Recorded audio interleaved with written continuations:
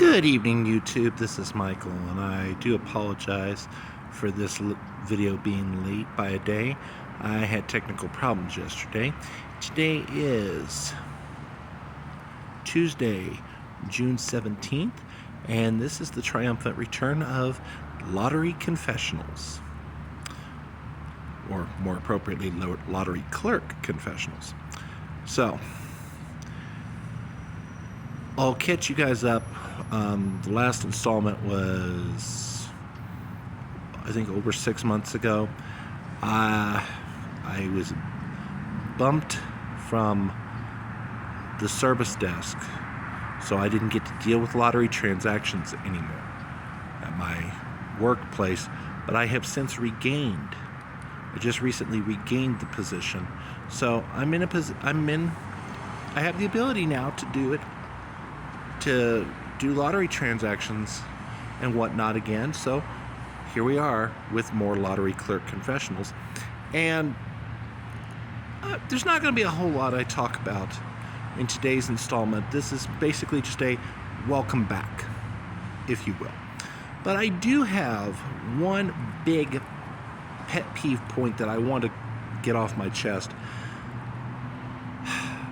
I am going to issue an advisory, though, before I get into it, and that is, given the current political climate, this pet peeve that I'm about to share with you may not be popular, and it may anger you, and if it does, I'm sorry, but this is the way I feel, and it's something that bothers me. One of the few things I really dislike about lottery transactions is I dislike when the customer who's coming up to buy tickets, especially to buy them. Redeem is not quite so bad because that's a little more universal a process, and it doesn't require as much communication. But buying tickets requires a little bit more communication. And it just bugs the living crap out of me when somebody comes up to the counter wanting to buy tickets, and it's clear and obvious that that person either can't speak English at all, or it's very obvious that English was not the first language, and it's so bad that you just can't make out what they're saying. I had a customer today who, it turns out, wanted 6 of a $50 ticket, and he kept pointing and going, number two, number two. And so I thought he meant 2 of number 2. It wasn't, and it was a $50 ticket. So I'm thinking, okay, number 2 tickets. Wasn't until he laid down $300 instead of $100 that I began to wonder, And I went, how many are you wanting? And I'm having to say it, slow and deliberate, because unfortunately, the only other language that I speak besides English is Spanish. This was an Oriental This was an Oriental gentleman, or excuse me, a gentleman of Asian origin, and it was obvious, that it was an Asian language. Which one, I don't know for certain. I could hazard a guess, but in any event, I don't speak in any Asian languages at all. Okay?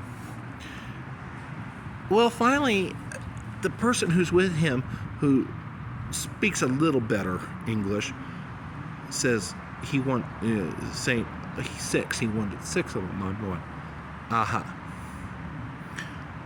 Okay. Which that would make sense. 6 times 50 is $300. So I get him the tickets. Well, then the second guy decides he wants a $20 ticket. Okay, well, different people have different tastes. Then the first guy jumps in and goes, and decides he now wants it. Also, 3 of those same $20 tickets. And at this point, my patience is wearing extremely thin. I'm like, look, can we get it together, please? Can we just get all of what we want done in one transaction? It makes things a lot easier.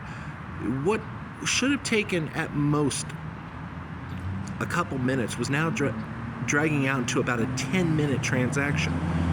And I'm the only one at the counter, and everybody else, all the other customers in line are getting aggravated, and rightly so. It's like, come on.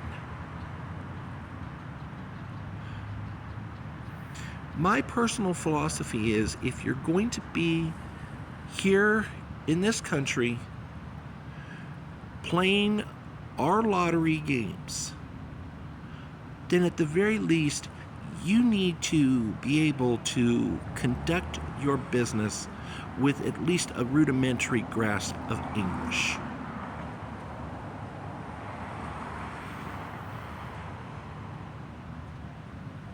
And if that's not possible, then buy your tickets at the machine.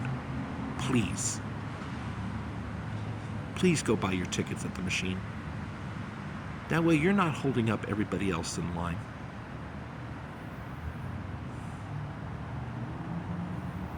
I realize that this is probably not a popular viewpoint, or it's certainly not a politically correct viewpoint. That much I do know. But this is my channel. This is my viewpoint. If you don't agree with it, hey, that's fine. You want to tell me in the comments that you don't like it, you think that I'm in the wrong? Feel free. But this is my opinion. And I say this not only as a lottery, I say this not to be mean-spirited or prejudicial, but I do say it as a matter of trying to make the process go a little more smoothly. I just happen to have a very strong personal belief included in it. That's all. The other thing I wanted to talk about briefly is we recently had new lottery terminals installed. And I'll be honest, I'm still trying to get used to them. They're not a whole lot different than our old ones, but when you've been operating under one type of technology for so long and all of a sudden you switch to a new technology, to a new machine, there's going to be a learning curve, and there's going to be a little bit of adjustment time, getting used to it. So it is what it is. I hope I get used to it soon. There are some features of the new machine that I like. There are some things that I don't.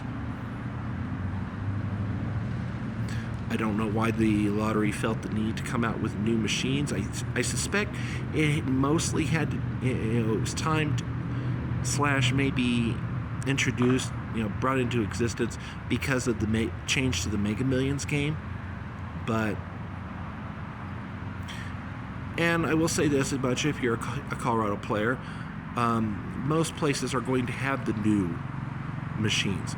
Although I've been in several places lately where they still have, believe it or not, the old vending machines, where it's not all touch screen.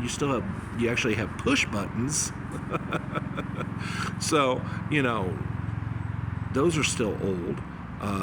And on those machines, you can't buy Mega Millions tickets right now because they're not apparently capable of being priced at the $5 and all that, because there were 2 sets of buttons for the draw games for Mega Millions, one with Mega Player, one without, and that was under the old style.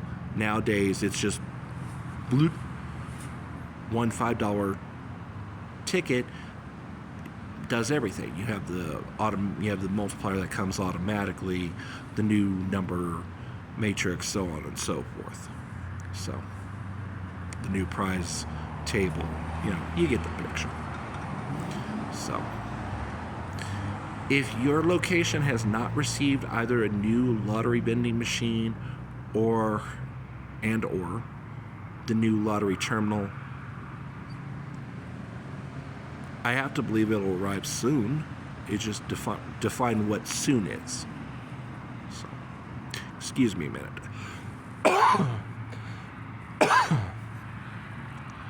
My apologies. So, that's it for this installment of Lottery Clerk Confessionals. I do want to, at some point in the summer, once I get a few more anecdotes under my belt, I will do another installment. But I wanted to do this one and say, hey, I'm back. Yay!